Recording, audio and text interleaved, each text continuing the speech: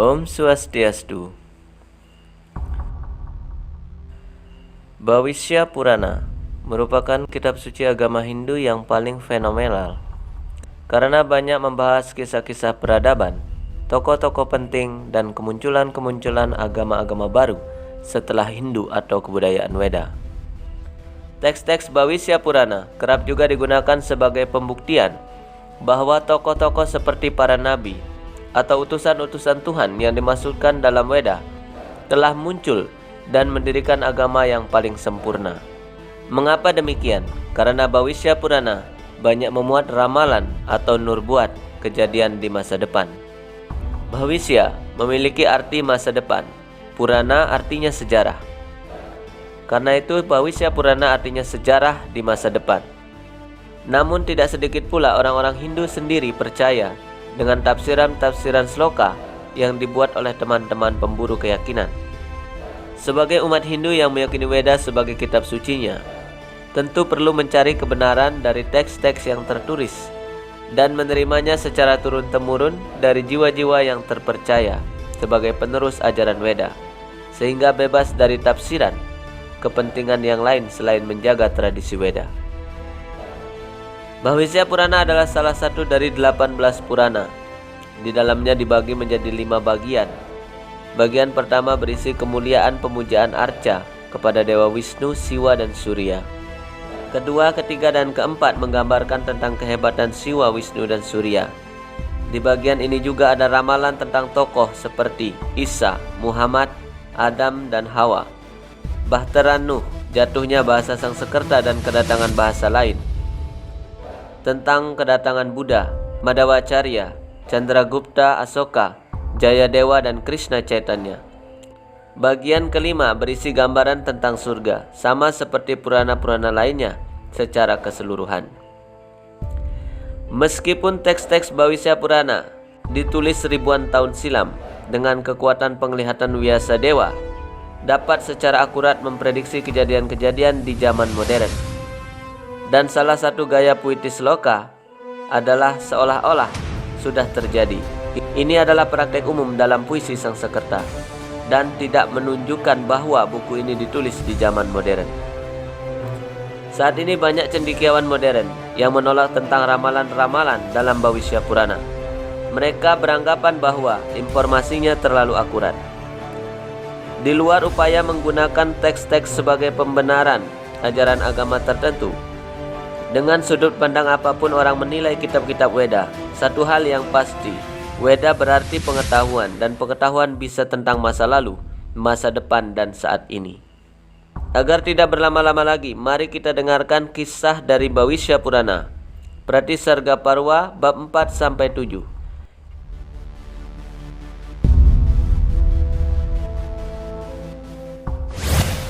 Yang pertama yaitu tentang Resi Adama dan istrinya Hawyawati. Vyasadeva berkata, "Sekarang engkau akan mendengarkan cerita masa depan yang diriwayatkan oleh Sutta Goswami yang penuh perhatian. Dengan mendengar kisah Kali Yuga ini, engkau akan berpuas hati."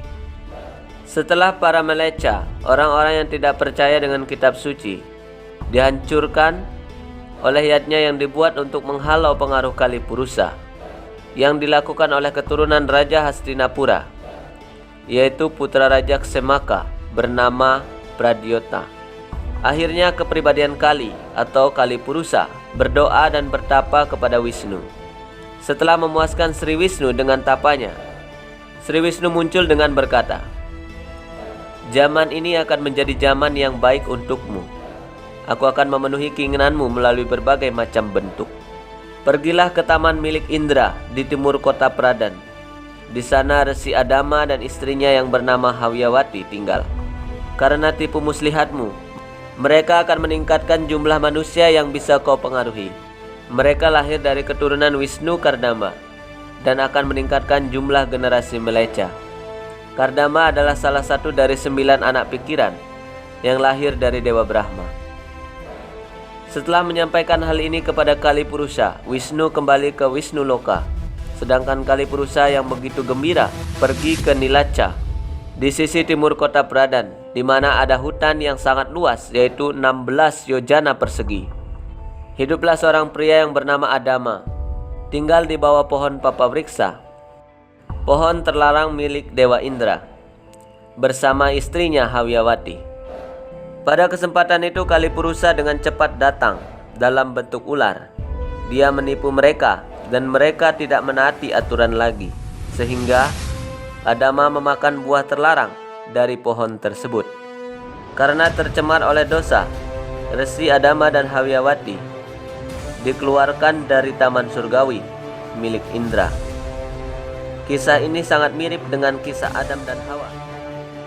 Adama berumur 930 tahun.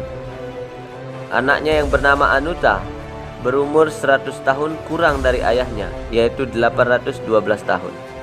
Anak dari Anuta bernama Kinasa berumur sama dengan kakeknya, yaitu 912 tahun.